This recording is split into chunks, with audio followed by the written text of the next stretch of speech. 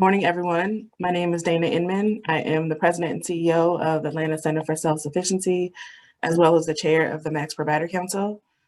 Before we get started, I want to special thanks to the anchor sponsors for Max. As you see on your screen, we want to thank our sponsors for their sponsorship, their leadership, and their participation in Max. As I said, my name is Dana Inman. I am the chair of the Provider Council, also work for Atlanta Center for Self-Sufficiency. We have a great presentation here today that we are excited to share with you. I'm going to pass it over to Daniela Perry to introduce our speaker. Thanks so much, Dana. We are really excited to have Brenda Smeeton today, who is the legal director for the Georgia Justice Project. I know that we're going to hear a lot about what was SB 288 and is now law. Really excited to see what opportunities are there and how these workforce developers can really be supportive. So Brenda, we'll turn it over to you. We're really looking forward to it.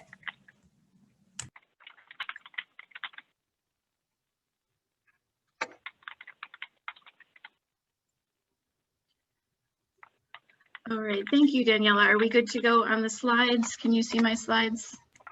I don't think we can see them right now. Okay, let's try again. Yep, there we go. All right.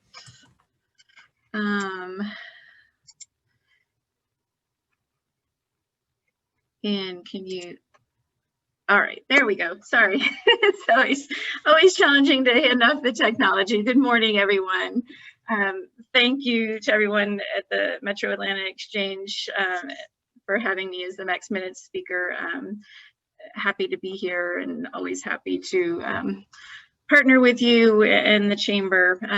We're really excited about SB 288, so I look forward to telling you a little bit more about it. This will, of course, be a very brief overview. It's a complicated law. There's a complicated set of laws around criminal histories in Georgia, but I'll try to give you the big picture and tell you how you can get some more information if you're interested. So our plan for the next 45 minutes or so is, I just want to take the opportunity to tell you a little bit about Georgia Justice Project, not too much, I promise. And then the main part of what we want to talk about is what does SB 288 mean for both individuals who have a criminal history and what does it mean for employers? And then let you know as a workforce provider how you can connect your participants with Georgia Justice Project if they need help with their criminal history. And then hopefully we'll have some time left for questions as well. I just want to point out that you will see the logo for our Second Chance for Georgia campaign, which was really instrumental in helping to pass SB 288. We'd worked on expungement reform for a number of years in Georgia. We were way behind other states. 41 other states had some sort of process in place where people could get a conviction off of their criminal history. And in Georgia, there were almost no convictions that you could get off of your criminal history. So things would stick with you forever and potentially be used by employers and housing providers and others to deny you opportunity. So this last year, we were able to bring together this great campaign. 74 organizations, probably some of you that are on this call, endorsed the campaign. Also, the Chamber was instrumental and an early supporter in getting the word out about the need for this, and the fact that it's important for Georgia businesses and the Georgia economy. People want an opportunity to compete. They're not asking for special treatment. They just want to be able to be considered based on their qualifications for the job, and potentially to move into better employment than they've been able to get with their criminal history previously. So I think we'll probably talk a little bit more later about some of the process around getting SB 288 passed, but as I said, the Chamber was instrumental and they were able to bring in other businesses who helped support the effort, such as Coca-Cola and UPS, Newell Brands and Verizon, and that was instrumental as well. All right, so I'm not going to go into a lot of statistics or anything, but do like to start by talking a little bit about the scope of the issue of the criminal justice system in Georgia. We have the highest rate of correctional control by far in the country.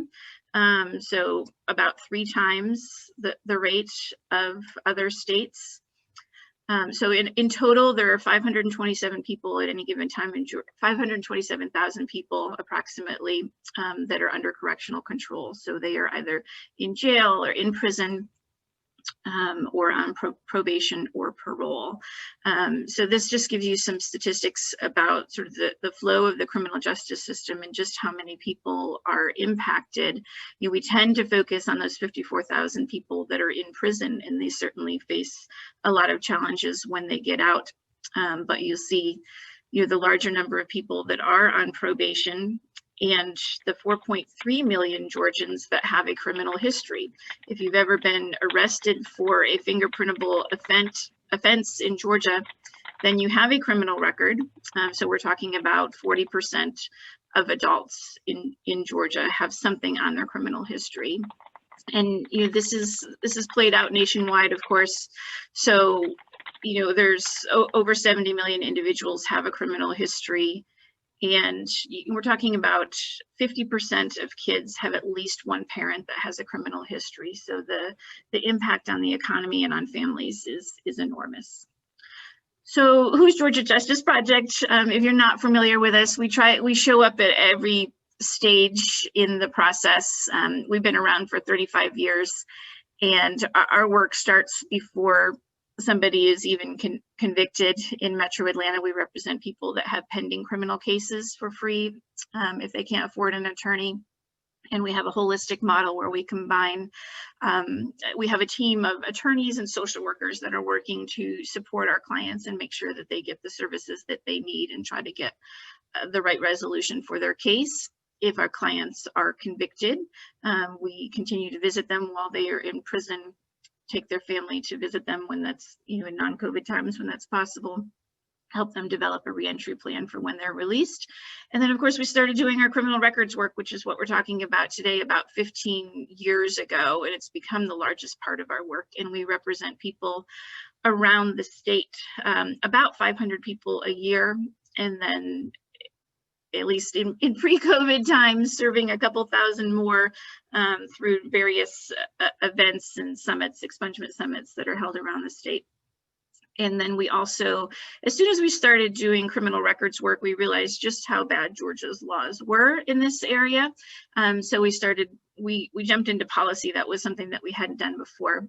And to date, we've worked on 20 successful changes to the law that have improved reentry possibilities for folks, partnering with many of you on those changes.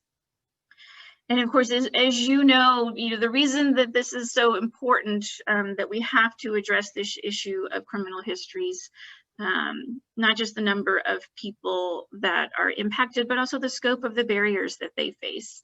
Nationwide, there's over 48,000 laws and regulations that impose some kind of barrier to individuals in virtually every area of your life, some that you wouldn't even think of. You want to adopt your grandkids, your criminal history may be an issue for you. You want to go to college, your criminal history may be an issue for you. So in Georgia, we've got over 1,000 laws that impose some kind of barrier, and that doesn't even address like county and local laws. So it's daunting, but all the more why it's important that we allow some folks who have been rehabilitated to be able to expunge their criminal history so that it's not an issue and doesn't impose these barriers for them. So I want to start, as I get into the main part of the presentation, talking about how you can advise your clients or how you can be aware for your program participants what they can do about your record, by just making sure that we're on the same page about some of the terms that we use when talking about these issues, and some of them you may have heard before. So expungement. When people want to clean their record, they Google, how do I get my record expunged? Which is a term that most states use for record clearing. You should be aware that Georgia doesn't actually use that term. When they rewrote the law in 2012, they took the word expungement out of it because records are not destroyed in Georgia. It's just that access to them is restricted.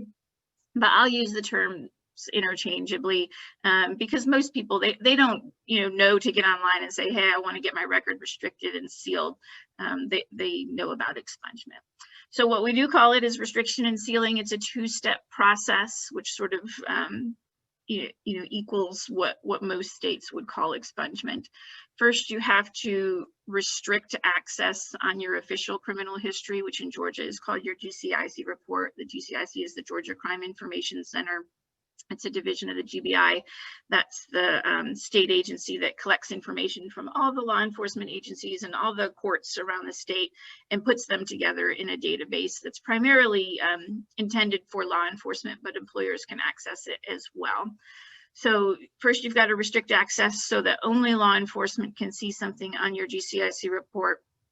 And then you have to actually go through a process to seal the record. So when I talk about sealing, we're talking about sealing the court record. So if I had a case down in Fulton County, there's going to be a file down at the clerk's office about my case. And if it's eligible for restriction and sealing, I want to restrict it so nobody can see it on my GCIC report if they pull that.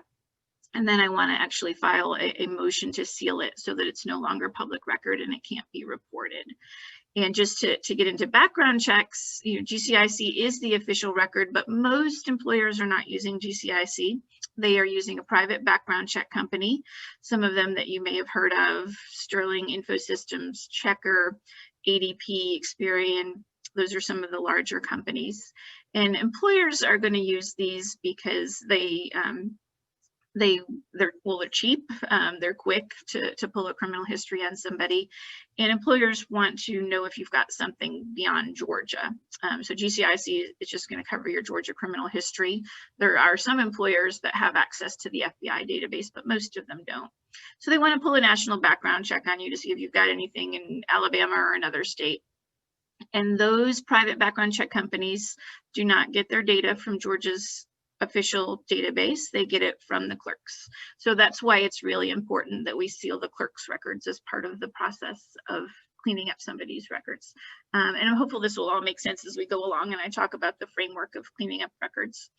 And then just the last couple of things to mention is a pardon. We've all heard about pardons. They've been in the news a lot lately.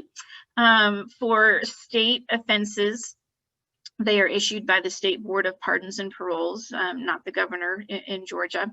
And what it is a certificate of forgiveness from the state. On its own, it doesn't clear or restrict somebody's record, but under 288, we have an opportunity to make that happen. So that's exciting.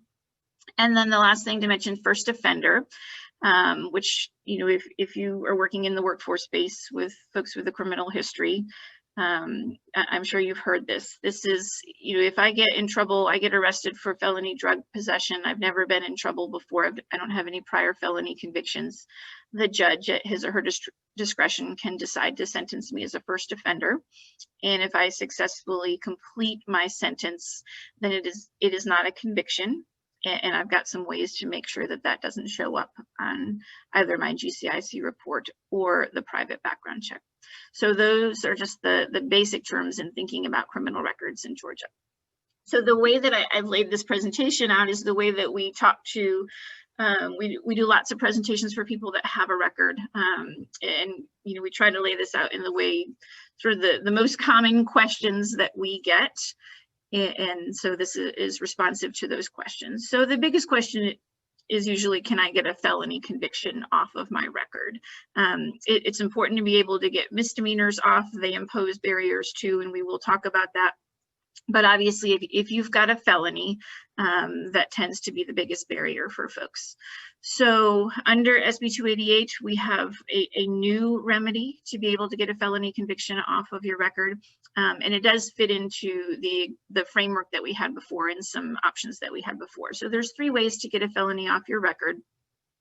The first one, which we already had since 2015, is you can get retroactive first offender. So if I didn't get first offender, I went to court 10 years ago on my felony drug case, and I didn't know to ask for first offender, even though I hadn't been convicted of a felony before and I hadn't used first offender. So I didn't get it. So I've got a felony conviction on my record. Under this law, I can go back. and I can ask the court to resentence me. It doesn't mean I have to go back on probation or anything like that. It basically just means that they're changing the paperwork out, and they're saying, well, she would have been a good candidate for first offender. It was an eligible offense. She successfully completed her her sentence and hasn't been in any trouble since. So let's, as a way to, you know, clean up her criminal history and make things easier for her, remove some barriers, let's go back and resentence her as a first offender, and then she's no longer convicted for that. So if I'm asked if I'm convicted, if I've been convicted of an offense, then I can honestly say no. So there are some challenges with this, and we do recommend that folks get an attorney for it, because you have to reach out to the prosecutor, and the prosecutor has to give permission to actually file the petition. And then it will ultimately be up to the judge. So SB 288, how does that supplement what we had before? I mentioned that pardons have a new significance now. And you know, getting SB 288 passed was, we started drafting this bill. We've been working on it for years, but last year when we started over at the beginning of the year, we drafted a bill that included as much as possible, as much as we thought it was feasible that we could pass and people could get things off of their record. And you know, the way the process works in negotiation, it gets sort of whittled down to what the legislators are willing to support.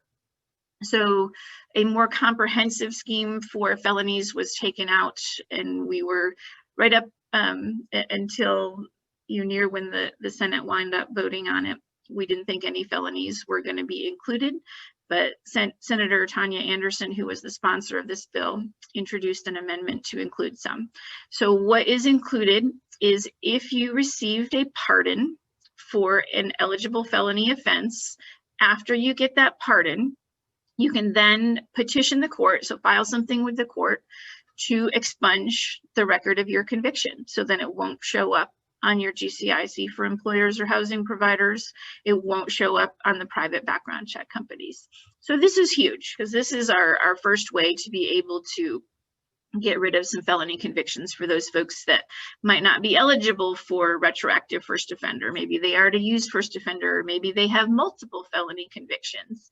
And under this law, you could petition the court to restrict and seal multiple felony convictions. So there are some limitations on it.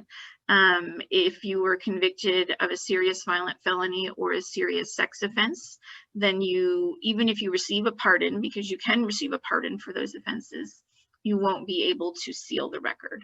So we're talking about, what's commonly known as the 7 deadlies: murder, armed robbery, kidnapping, rape, aggravated child molestation, and then some other serious sex crimes that even if you get that pardon, you can't get them off. So this is a great way for folks to be able to get a felony conviction or multiple felony convictions expunged from their record so that they are no longer a barrier. You do have to get the pardon first, which I'll talk a little bit about that process. And then you have to file something with the court where you were originally convicted, and the judge will decide whether or not they're going to expunge your record. So primarily, pardons are for felonies. I did just want to note there are some rare occasions when you can get a misdemeanor pardoned, but we won't go into that because it's not too relevant here. But to get a pardon, when can I apply for a pardon? I can apply for a pardon of my felony offense 5 years after I've completed my sentence. So if I was sentenced for my felony drug conviction 10 years ago, I got a 2-year sentence. 5 years after that sentence ended, after I was off probation, I can apply for a pardon. So we are talking about a significant wait time here, but eventually I will be able to apply for a pardon. I have to be off paper for 5 years, not under any supervision. If my sentence ended early, say I completed all my requirements and my probation ended in 1 year, then I could apply 6 years after I was convicted. So I have to have lived a crime-free life in the 5 years before I apply for a pardon. So the way that the State Board of Pardons and Paroles interprets that is that I wasn't convicted of anything. anything else in that time. And ideally, I wasn't arrested for anything other than, you know, maybe a minor traffic offense. Because pardons are so much more important now, we're doing a lot of training to try to give people the tools that they need to apply for a pardon on their own. And we have one coming up next week. At the end of the presentation, I've got a link to where you can send out to folks in case that's something that they're interested in. You also, the requirements to get a pardon say that you have to have paid your fines and fees and restitution.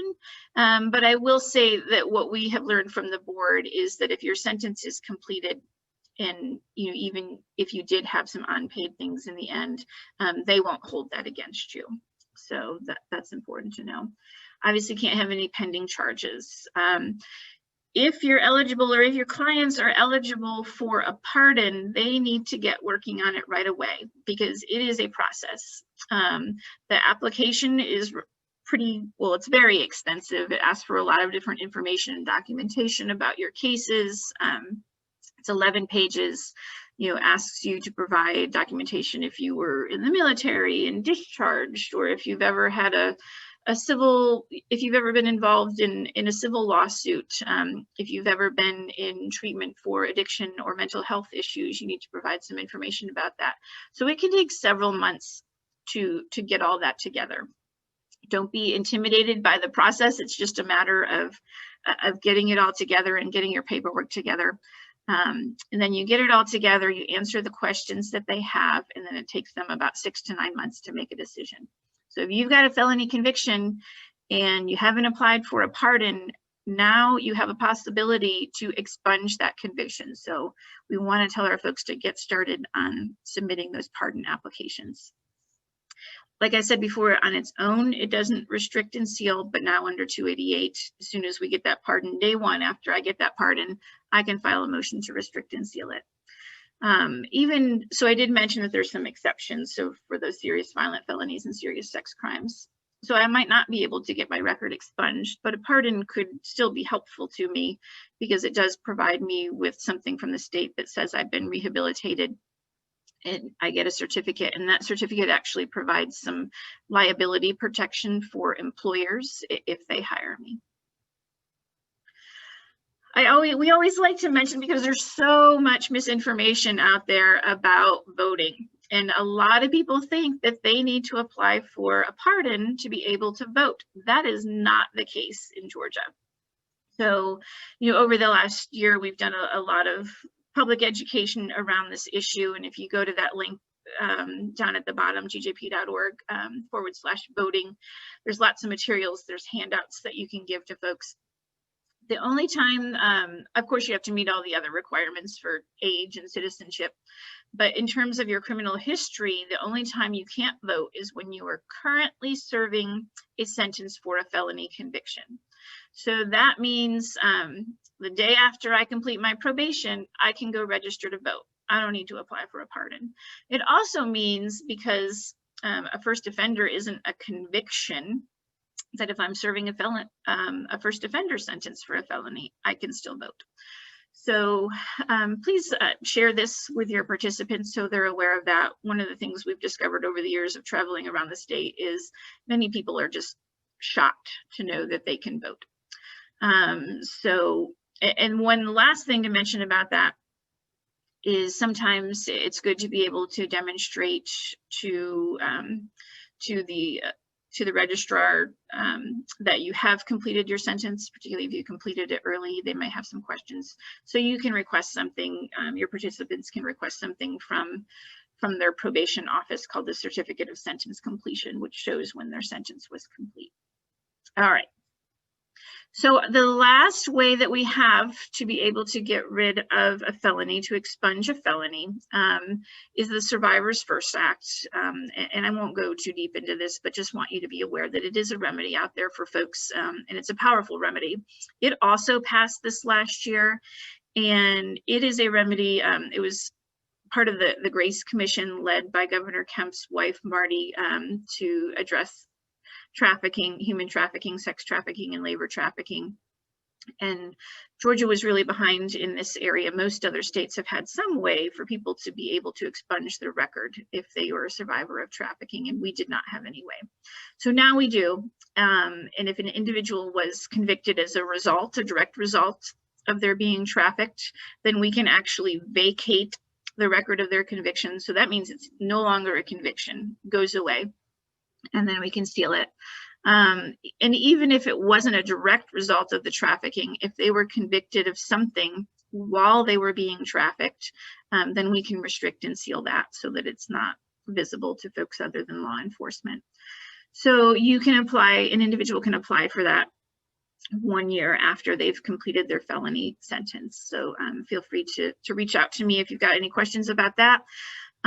We've been partnering with some other organizations around the state that serve people who are survivors of trafficking. And the powerful thing about it is that it doesn't have any limitations on what the offense is. So no matter what you were convicted of, if it was related to trafficking, you can potentially and probably get it off. So that's our felonies. I'm going to go through misdemeanors quicker because 2 of the remedies are the same, and focus most of my time on what SB 288 does for misdemeanors. Because really the centerpiece and the thing that's going to impact the most people from SB 288 is misdemeanor restriction and sealing. So if you've got a misdemeanor conviction, you can also get retroactive first offender. You can use first offender for either a misdemeanor or a felony. You just can't use it twice. So I can't use it on a misdemeanor and a felony. But if I have a misdemeanor on my record and I haven't been in any other trouble, I was eligible for first offender, but for whatever reason I didn't know about it, I can potentially go back and get resentenced as a first offender. So that's no longer a conviction for me. So that remedy is the same for misdemeanors as well. So SB 288. Our estimate based on getting data from GCIC, the Georgia Crime Information Center, is that potentially about 1.5 million people should be able to clear the record of their misdemeanor conviction or convictions under SB 288.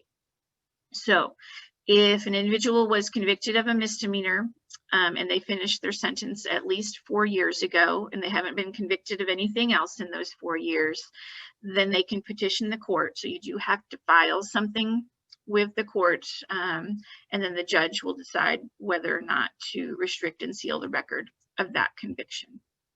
There is a lifetime limit of 2 misdemeanor convictions under SB 288, but that covers the vast majority of the people that have a criminal history, only have misdemeanors and have 2 or less. So that's huge. We have a lot of work to do. You may be aware that in some other states, there's been a real push towards automatic expungement. So that after a certain period of time, something just falls off of your record or can't be reported by background check companies. That is, we would like to move towards that in Georgia. Right now, that is very difficult because Georgia doesn't have what's called a unified court record system. So Fulton County, they've got their own record keeping system. DeKalb County, 159 counties, multiple courts in most of those counties, they've all got their own system. So unlike in some states where they've passed automatic expungement, like Pennsylvania, they're all working off the same system. So you can say, you know, with some programming, hey, we want to expunge all marijuana convictions over 5 years. And you can do that through programming. So we've got this petition-based system in Georgia, which is great, but it can be an onerous process for folks. So you can do it on your own. We have produced motions for people to be able to file and sort of fill in the blanks. And we're in the process of getting them up on our website. There is something you can do. It's probably a lot easier to have an attorney. There's no other organization other than us in the state that is focused on this. So there's lots of private attorneys out there that help with it. But we do work around the state. We're also trying to recruit lots of volunteer attorneys and come up with some creative ways where we might be able to help represent and move this forward for a large number of people, because we're never going to be able to represent 1.5 million people on our own. So we've got to work together with other stakeholders to make sure that people can take advantage of this remedy. There are some misdemeanors that are excluded. So family violence and simple assault and simple battery are excluded unless the individual was under 21 when they were arrested. So unless they were a youthful offender, so they still have to meet the other criteria. Now there are some offenses that are excluded for all ages. So again, some family violence related offenses, some crimes against children, public indecency, certain sex crimes, and also some theft offenses. So you can get a misdemeanor expunged if it was theft by shoplifting or refund fraud, but there are some other theft offenses that are excluded. And the question that probably one of the questions I get most frequently is, can I get my DUI expunged? Unfortunately, DUI is not included in this. DUI tends to be excluded from every remedy, like you can't get first offender for DUI. And you know, there's certainly a lot of folks that feel strongly there's good policy reasons for that. I mean, I think there are some states that are pushing that. Certainly there's an argument to be made that after a number of years, it's unlikely that that's going to happen again. And it can be very damaging to folks. So hopefully eventually we'll be able to move towards getting rid of that as well. And then the last remedy, if you've got a misdemeanor, is also the Survivor's First Act. So the only difference that I want to point out there is if you were convicted of a misdemeanor, then you don't have to wait until your sentence is complete. You can potentially apply even while you are serving your sentence. You can apply 6 months after the sentence was imposed. And generally for felony convictions, usually you're going to get a 12-month sentence. So you could apply to actually vacate that conviction or restrict and seal it if you were a survivor of human trafficking. So those are convictions. That is our big change for SB 288 that we are super excited about. Prior to January 1st, when this law went into effect, the primary thing that people could get off of their record were non-convictions. And some limited misdemeanors if a person was under 21 at the time they were convicted. So very small group of people able to be helped by that. So non-convictions, a lot of times people ask, well, why would it even matter that I have a non-conviction on my record? Those will still show up on your GCIC report. It will show dismissed or null prost. Will show that you've been acquitted, you know, you went to trial and you weren't acquitted. And the research shows that employers do hold those against folks. So you want to encourage your folks, if there's anything on their record that is eligible to come off, that is eligible to be restricted, eligible to be sealed, that they go ahead and do that. You know, if they've got 1 conviction and 3 non-convictions, and an employer looks at that and they say, well, there's a pattern of behavior there. So we want to get those even if we can't get the conviction off, we want to get those non-convictions off so they're not being held against the person. Because of course a non-conviction is not, it means the person wasn't convicted, you know, for whatever reason. There wasn't enough evidence. Maybe they were not valid charges to begin with, or maybe the person completed some kind of diversion program. And the court decided to drop those. So we do want to get those off. Most non-convictions are eligible to come off of your record. There are a few exceptions, but generally they can come off. And this just lists the process out. That non-conviction process starts administratively to restrict the record. So if you were arrested before July 1st, 2013, you have to actually submit this application, which you can get on the GCIC website if you just Google GCIC and expungement. And it takes about 150 days to get a response on that. If you're eligible, they have to do it. And then if it's approved, so it's been restricted from your GCIC, that's when you can file the motion to seal it, which is important so the private background check companies can't see it. And you can also request that the jail records are sealed. If you were arrested after July 1st, you don't have to fill out that application. It's supposed to be restricted when your case was resolved. We know very well from experience that that doesn't always happen. So we tell folks to pull a copy of their GCIC And let me just mention that for a minute. So your GCIC report, your official criminal history, an individual can get a copy of their GCIC report by going into almost all law enforcement agencies. So if I go into APD and I pay a fee, I think their fee is $15. I sign a consent form, they can pull a copy of my GCIC and I can look at it and I can see, what's showing up. So I can look and see if the record of my non-conviction was actually restricted. And if it was, then I can go ahead and file that motion to seal and request that the jail records be sealed.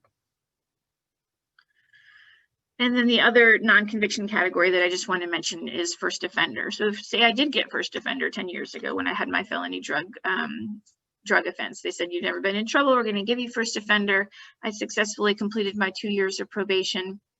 What's supposed to happen at the end of that 2 years is the record of the offense is supposed to be sealed on my GCIC report.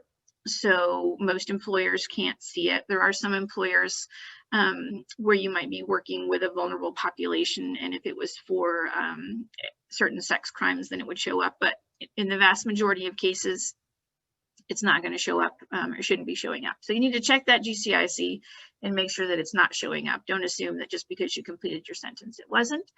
And as of 2016, we can then file a motion to seal that record so the private background check companies can't report it.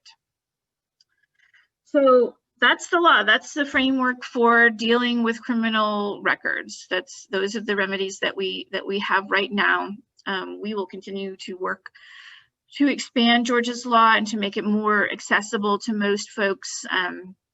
But that's where we are right now. Just a couple of other things I want to mention is the SB 288 wasn't just about an individual's ability to be able to clean up their own criminal history. It was also largely about protecting employers and encouraging them to engage in second chance hiring.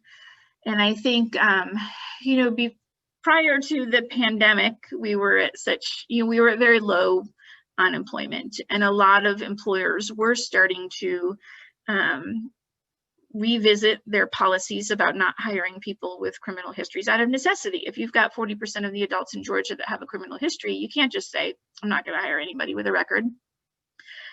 So people were getting work, but it tend to be often limited to certain industries and often relegated to more low-wage jobs.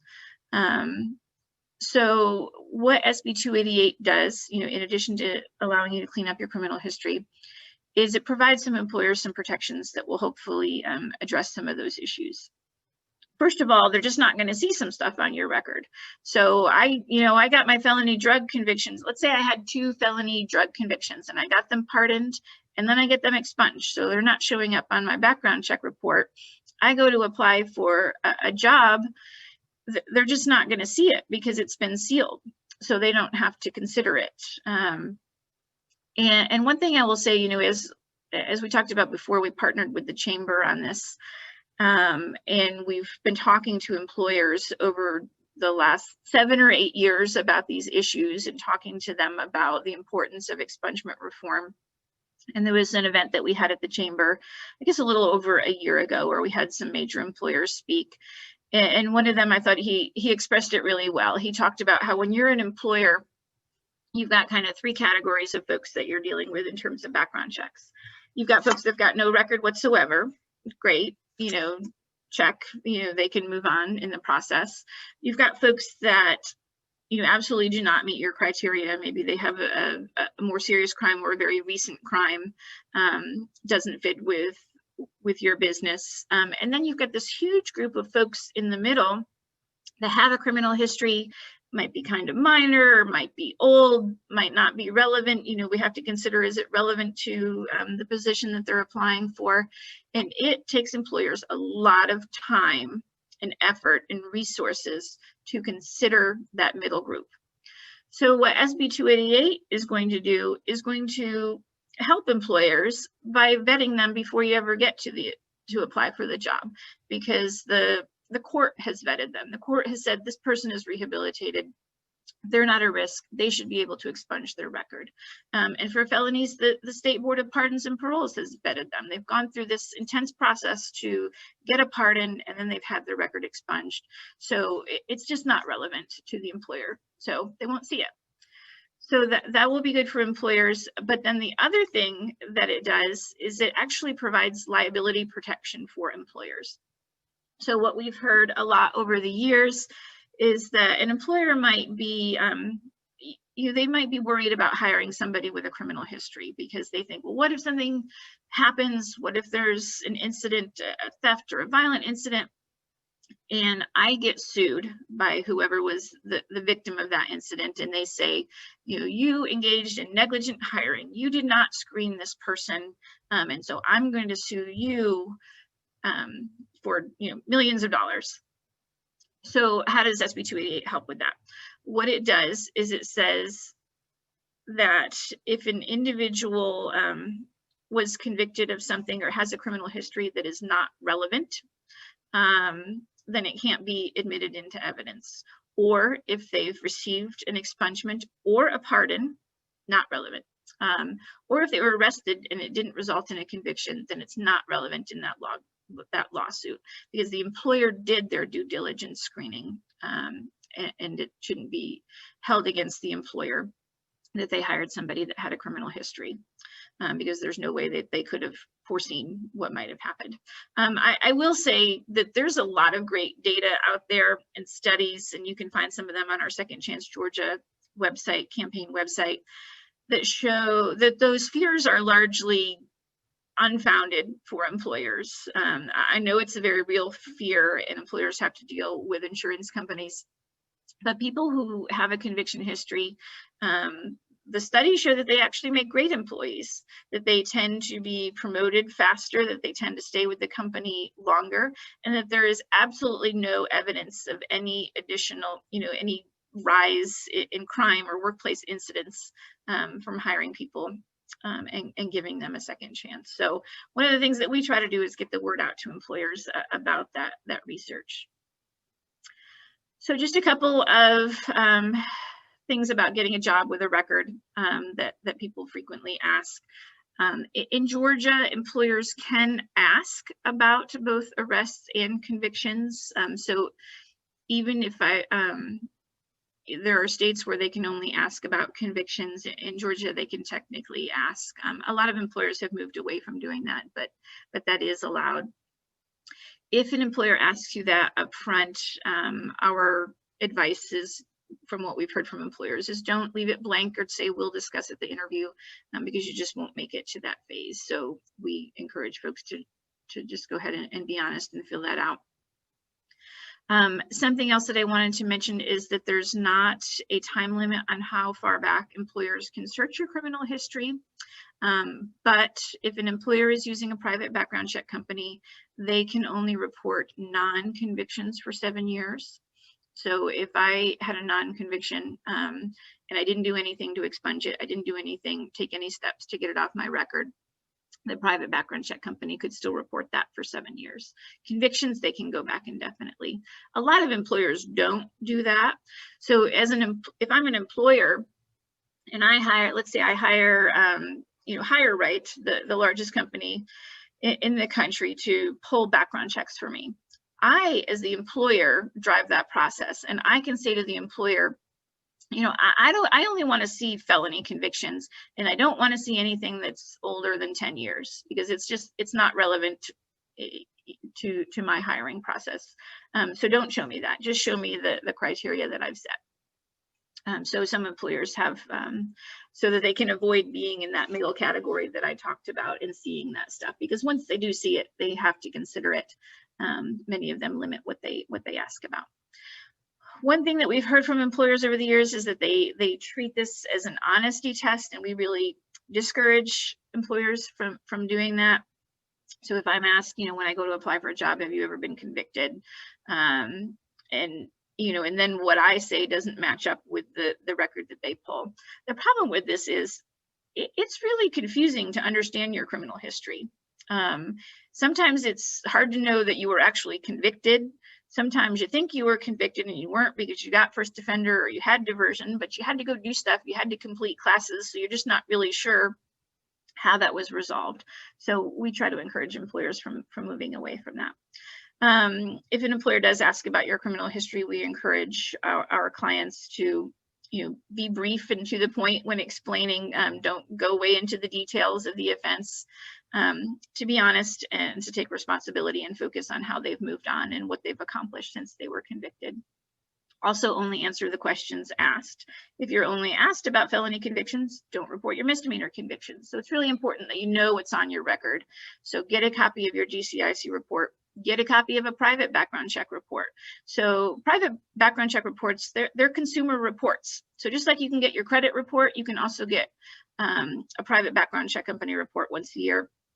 So go to one of these major companies like HireRight and request a copy of that report and see what's showing up. For people that you're working with that may have a more extensive history, you may want to assist them with preparing a brief statement. And also, I think it's helpful if you're doing job readiness with folks to sit down and talk it out, because thinking in your mind about how you might talk about these issues might be different. So practice talking about your criminal history. Practice talking about I made a mistake. I wish it hadn't happened, but since then, I haven't been in any trouble. I've taken these classes. I've moved on. I'm taking care of my family. Run through that with them. We have found to be really helpful. And also, in some instances where there are things you can't get off your record, to focus on jobs that aren't necessarily related to your charges. So if you had, a robbery charge, then you're not going to be able to get a job at a bank. If you had a child abuse charge, you're not going to be able to work in a daycare center. And sometimes folks remain focused on maybe what they were doing before the conviction. So we have to help them try to forge a new path for looking for a career. And then one final thing I want to mention, because it's a new effort that we have, well, not totally new. A few years ago, I think it was 2017, we helped get some occupational licensing reform passed in Georgia, because a lot of people were being denied a certification or an occupational license due to their criminal history, and the criteria in the laws were not clear. It was hard to know. We were, often talking to people who would go to school for something, and then they would go to get licensed and find that, I can't be a nurse. I can't be a barber because of my criminal history, and I didn't know that when I started training. There are a lot of professions that have to be licensed in Georgia. So as this says here, 1 in 7 of all workers need some sort of license, and there's all these different licensing boards. So the law that passed provided some criteria, but anecdotally what we hear is that folks sometimes are still, the process is getting delayed or they are being denied.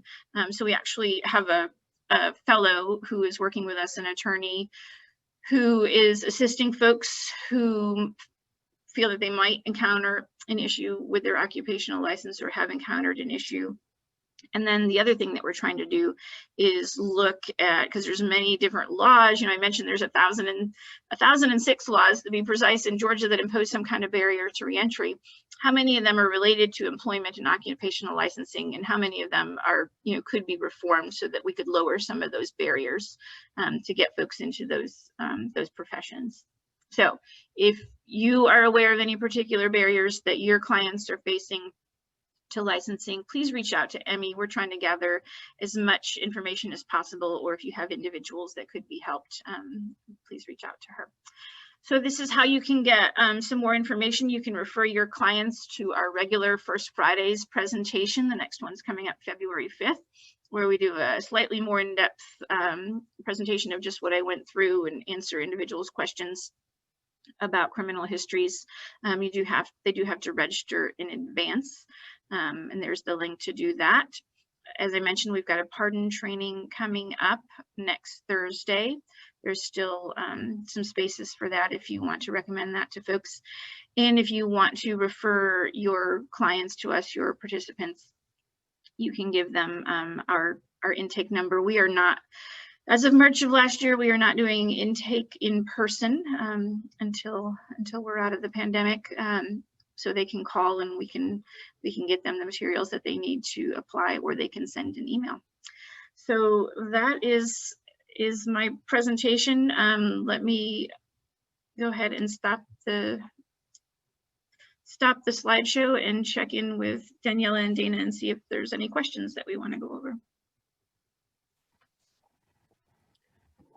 Thank you, Brenda. That was an awesome presentation full of really great information. We have a ton of questions and in the chat box and the Q&A.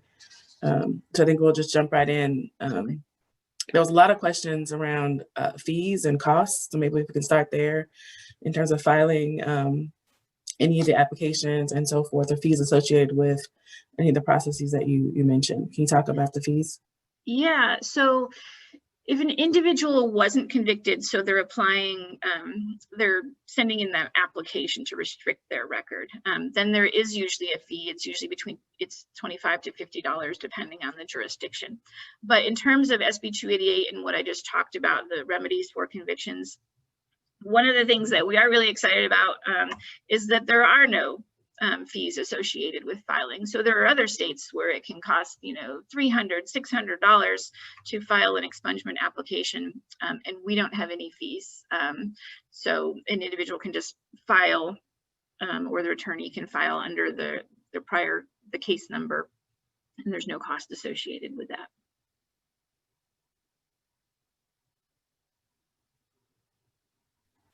Someone asked a question about Ban the Box and how that initiative or that policy initiative is related to this, or is it related to this, and how employers are affiliating the two.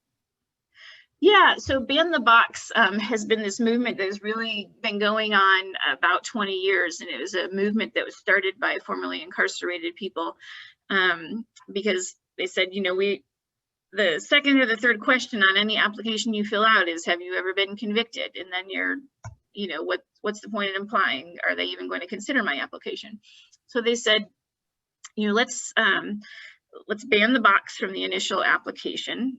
Doesn't mean that your criminal history can't be considered, but let's consider it later on in the process. So after an individual has been, I've had an opportunity to be considered based on my qualifications in the interview, and then they pull my record, and then, we have to deal with what's on that record.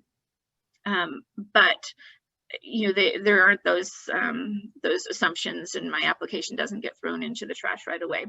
So, like I said, it's been going on for 20 years, and 36 states have some sort of ban the box law in place. In Georgia, Governor Deal signed an executive order to ban the box back in 2015, if I'm remembering correctly. It applies to the state as an employer. So if I go to apply for a job with the state of Georgia, they can't ask me up front about my criminal history. There is some exceptions to that. If the job I'm applying for has like an absolute bar to me working with a certain criminal history, like let's say, I've got a child molestation conviction, and they're like statutorily, there's no way I can get this job if I've got that, then they can ask that up front. But otherwise, they're not considering the record until after they've made the provisional offer of employment. So when Governor Deal signed that, he said, he wanted to encourage private employers to do the same thing and institute the same practice. And 14 states do have laws that apply to private employers. So all employers have to ban the box. They can't ask before they consider a person's qualifications. So what has happened, particularly for larger national companies, if I'm Target, I don't want to have a different hiring process in 50 different states, and I've got 14 states that ban the box. So I'm going to institute that process company-wide. So a lot of larger employers have moved to this process where they're not asking about the record up front. They are waiting to see is this a person I want to hire? Okay, let's go ahead and check your background and then deal with that. So that's the relation. Okay. There's also a question about dead docket cases. Is there anything different related to that? Yeah, a dead docket case is Well, they're very common in Fulton County. So if you've got, they can happen other places too, but basically it's the court putting the case on hold. So for whatever reason. So say I had my felony drug charges in Georgia, and they said, we're going to put your case on the dead docket. You go complete this treatment program, and then we'll dismiss it. So we're putting it on hold. But what has often happened, particularly in Fulton County Superior Court, is that those cases, they never went back and dismissed those cases. So they're still pending cases from 10, 20, 30 years ago. They're on the dead docket. So existing, there was a law in existence before, which we still have, that allows us to be able to petition the court to expunge somebody's dead docketed case. And you can apply for that a year after the case has been placed on the dead docket. Under SB 288, is there ever a case where the records would be reopened or unsealed if they've already been sealed? Yeah, I mean, I guess theoretically, I mean, there are some individuals who still can get access to the records, even if they are sealed. So law enforcement, prosecutors, they can get access to it. Some other groups like the Judicial Qualifications Commission, you know, if you want to be a judge, they can get access to it. I mean, I guess it's possible, you know, I got an expungement and then 2 years later, I get convicted again. It's possible that the judge could go back and say, you know, we're going to unseal her record because clearly she was not rehabilitated. But I think that would be the very rare occasion, because the research shows us, there's this research around this idea called desistance, that after an individual has gone a certain number of years, depending on how old they were when they got in trouble and what the crime was, they're not likely to get in trouble again. And so it's unlikely that I go through this process and then, you know, I get convicted again, but I guess it's possible.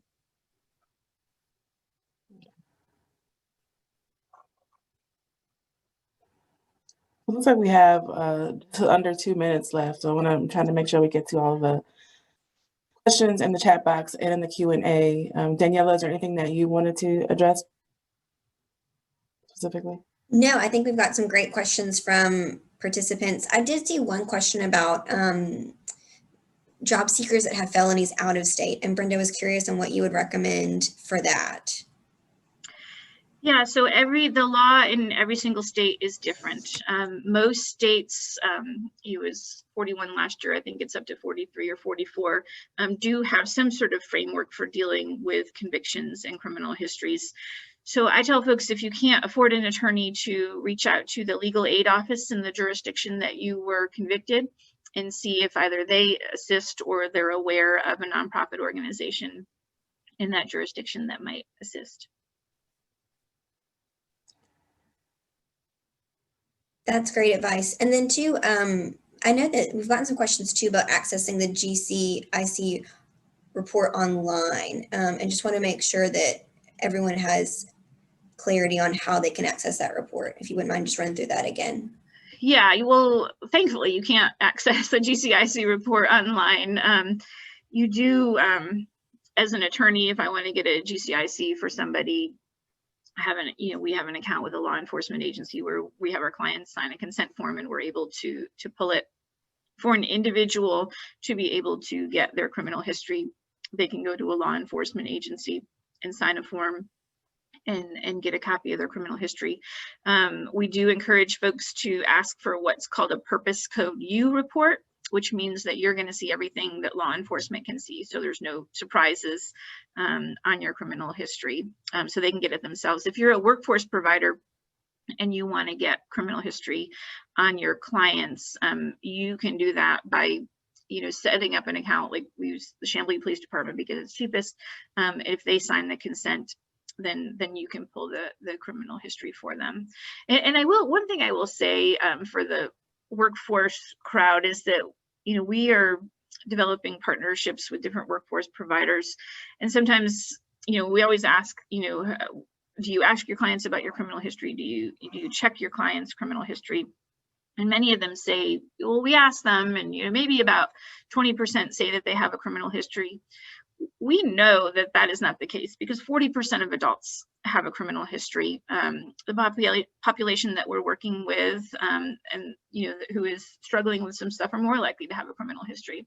So we think sort of best practice is just to go ahead and pull a copy of everybody's history so you're aware of what they're dealing with. And like I said before, it's not that they're necessarily trying to be dishonest, but they just might not understand because they're like, well, that was 20 years ago, so that doesn't count, or they just might not be aware of what it means to have a criminal history. So we do encourage folks to pull records on their participants, and we do trainings with workforce providers to help them be able to read those records. And we're in the process of setting up some sort of partnerships with organizations where we might be able to have a streamlined process where we can represent their clients or review their clients' history to put them in the best position that they can be in to look for work. I know we're a little bit over time, so I want to make sure that we can wrap this up. Thank you so much, Brenda, for all the great information. For those of you that had questions that we weren't able to get to, please feel free to follow up with Max or with Brenda directly. She had her contact information. We will send out the presentation as well as the recording from today. If you all want to go back and review that or share that with other people that are on your staff or your team. Just really quickly, I want to again, well, before we wrap up, just mention that Max has launched as a membership association starting in January this month. We're really excited about that. So I want to encourage you all to join us. And as members, we are having a special in January. So if you sign up before January 31st, there is a savings related to that, 21%. All the information is on our website as well as the chamber website. So again, just wanted to thank you all for being here. This is what the website looks like. And we'll wrap it up. Daniela, do you have anything else to add? No, just thank you so much, Brenda. This was so helpful, and just the wealth of services that y'all provide to is so invaluable. And thanks to Dana too for helping to moderate everything. I think it was a great session. So thank you all for participating and joining us.